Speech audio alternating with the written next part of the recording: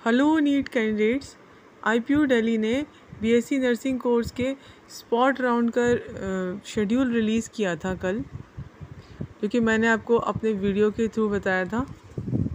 अब उसी की जो डेट्स हैं वो एक्सटेंड हुई है, क्योंकि आज जो रजिस्ट्रेशन का लिंक है वो एक्टिव नहीं हो पाया था, तो इस वजह से इसकी जो डेट्स हैं वो एक्सटेंड हो चुकी हैं। तो इसमें जो भी कैंडिडेट ऐसे हैं जिन्होंने नीट एग्ज़ाम क्वालिफाई किया हुआ है और साथ में IPU यूनिवर्सिटी का एक कॉमन एंट्रेंस टेस्ट हुआ था जिसको कि CET एग्ज़ाम कहते हैं, तो जिन्होंने भी CET एग्ज़ाम क्वालिफाई किया है और नीट एग्ज़ाम क्वालिफाई किया है, तो वो सभी इस राउंड में पार्टिसिपेट कर सकते हैं। ये स्पॉट राउंड है, तो इसकी रजिस्ट्रेशन आज से एक्टिव होने वाली थी, बट किसी वजह से वो लिंक एक्टिव नहीं हो पाया। तो जो भी कैंडिडेट ऐसे हैं जिन्होंने पहले एप्लीकेशन फॉर्म सबमिट किया था और 1500 रुपीज़ की फ़ी पे की थी और साथ में 1000 रुपीज़ की एक काउंसलिंग पार्टिसिपेशन फ़ी भी पे की है, तो वो सभी कैंडिडेट एलिजिबल हैं। तो ऐसे कैंडिडेट्स को अब दोबारा से रजिस्टर करना है और 500 रुपीज़ का पेमेंट करना है, जो कि नॉन रिफंडेबल होगा, जो कि आप net banking, credit card, debit card के थ्रू पे कर सकते हैं। अब इसकी जो डेट है वो एक्सटेंड होकर हो गई है 25 सितंबर अप टू 2 PM तक आप लोग रजिस्ट्रेशन कर सकते हैं। वो कैंडिडेट जिन्होंने पहले से फॉर्म फिल किया हुआ है लेकिन सिर्फ 1500 रुपीज़ का पेमेंट किया था, तो उन लोगों को 1000 रुपीज़ का काउंसलिंग पार्टिसिपेशन फ़ी पे करना है और साथ में 500 रुपीज़ का एक नॉन रिफंडेबल फ़ी है वो भी पे करना है इस राउंड में पार्टिसिपेट करने के लिए। इसके लिए भी डेट जो है वो सेम ही रहेगी, 25 सितंबर तक एक्सटेंड हो चुकी है, यानी कि लास्ट डेट 25 सितंबर है अप टू 2 PM।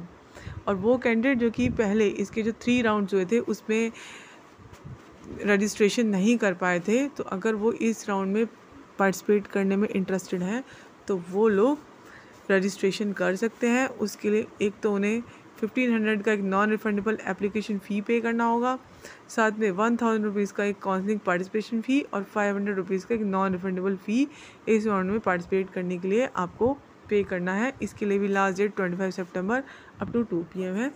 ये मैंने उन कैंडिडेट्स के लिए बताया जो कि नीट क्वालिफाई किए हुए हैं।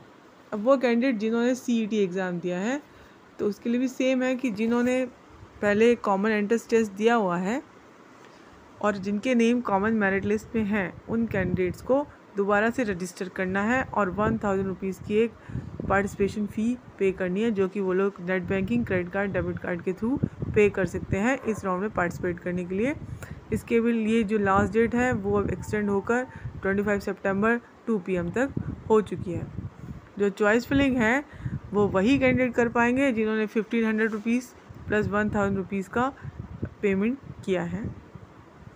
तो इसमें जो चॉइस फिलिंग है इसकी भी डेट एक्सटेंड हो गई है 25 सितंबर 11 PM तक आप लोग अपनी चॉइस फिलिंग कर सकते हैं। जितने भी नीट क्वालिफाई कैंडिडेट्स हैं, अगर वो इस स्पॉट राउंड में पार्टिसिपेट करना चाहते हैं तो उन्हें फ्रेश चॉइस फिलिंग करनी होगी। आपके पहले की राउंड्स में की गई जो भी चॉइसेस हैं वो नल एंड वॉइड हो जाएंगी। ओके, और जो CET क्वालिफाइड कैंडिडेट्स हैं, क्योंकि CET क्वालिफाइड कैंडिडेट्स के लिए एक तरह से ये फर्स्ट राउंड है, क्योंकि इससे पहले के राउंड में CET क्वालिफाइड कैंडिडेट्स ने पार्टिसिपेट नहीं किया था, तो ये लोग इस राउंड में फ़र्स्ट टाइम पार्टिसिपेट कर रहे हैं, तो उनको भी अपनी फ्रेश चॉइस फिलिंग करनी होगी। इसके बाद जो डॉक्यूमेंट्स का वेरिफिकेशन है वो ऑनलाइन ही होगा।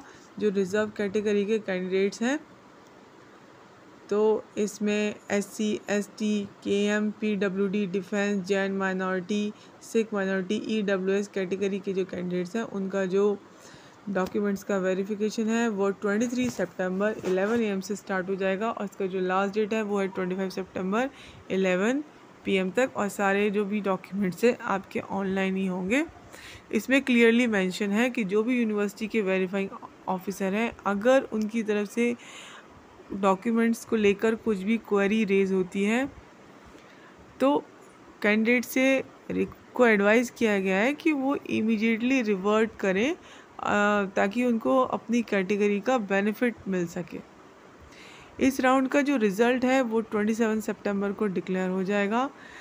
आफ्टर रिज़ल्ट डिक्लेरेशन आपको पूरा शेड्यूल बताया गया है कि आपको क्या करना है। जिन भी कैंडिडेट्स को सीट अलॉट होगी इस राउंड में, तो उन लोगों को फिर एक पार्ट एकेडमिक फ़ी 60,000 रुपीज़ की क्रेडिट कार्ड, डेबिट कार्ड और नेट बैंकिंग के थ्रू पे करनी है। और इसका जो लास्ट डेट है ये फ़ी पे करने का वो है 29 सितंबर 11 PM तक। और इस फ़ी को पे करने के बाद आप अपना प्रोविजनल अलॉटमेंट लेटर, या जिसको लेटर ऑफ एडमिशन भी बोलते हैं, उसकी आप प्रिंटिंग या डाउनलोडिंग कर सकते हैं। उसकी भी लास्ट डेट 29 सितंबर 11:30 PM तक है। और फिर जो भी कॉलेज जिस भी कैंडिडेट को अलॉट होगा, उन अलॉटेड कॉलेज में रिपोर्ट करने के लिए आपको टाइम दिया गया है, डेट दी गई है 29 सितंबर से 11 AM से लेके 4 PM तक। और उसके बाद 30 सितंबर 11 AM से लेके 4 PM तक, मतलब 29 एंड 30 सितंबर 2 डेज़ दिए गए हैं आपको। 11 AM से 4 PM के बीच आप अपना ज्वाइनिंग या रिपोर्टिंग अलॉटेड कॉलेजेस में कर सकते हैं। देखिए, रिपोर्टिंग मैंडेटरी है, अगर आप नहीं करेंगे तो आपकी सीट ऑटोमेटिकली कैंसिल मानी जाएगी। एडमिशन लेने के बाद अगर कोई कैंडिडेट उस एडमिशन से विड्रॉल करना चाहता है तो कर सकते हैं। इसकी जो लास्ट डेट है वो है 30 सितंबर 11:30 PM तक। बाकी मैंने आपको अपने पहले के वीडियो जो मैंने कल डाला था उसमें मैंने आपको बहुत सारी चीज़ें इसमें क्लियर की थी, तो आप वहाँ से भी देख सकते हैं, या फिर इस शेड्यूल में भी वही सब टर्म्स एंड कंडीशंस आए हैं, तो आप उसको एक बार रीड कर लीजिए। या फिर आप मेरा पहले का वीडियो देख लेंगे तो आपको बहुत सारी चीज़ें क्लियर हो जाएंगी कि कौन कौन कैंडिडेट इस राउंड के लिए एलिजिबल है। मैंने आपको पूरा इसमें बताया है। तो ये जो स्पॉट राउंड है ये ऑनलाइन ही होगा, कोई ऑफलाइन नहीं होने वाला है। और साथ में इसमें NEET qualified and CET qualified दोनों टाइप के कैंडिडेट्स एलिजिबल हैं। तो जो भी अलॉटमेंट्स होंगी वो प्योरली मेरिट पे होंगी। आपका जो भी रैंक है उसके अकॉर्डिंग ही आपको सीट का अलॉटमेंट होगा। Thank you. अगर कोई क्वेरी होती है तो आप मुझे कमेंट बॉक्स में कमेंट करके पूछ सकते हैं।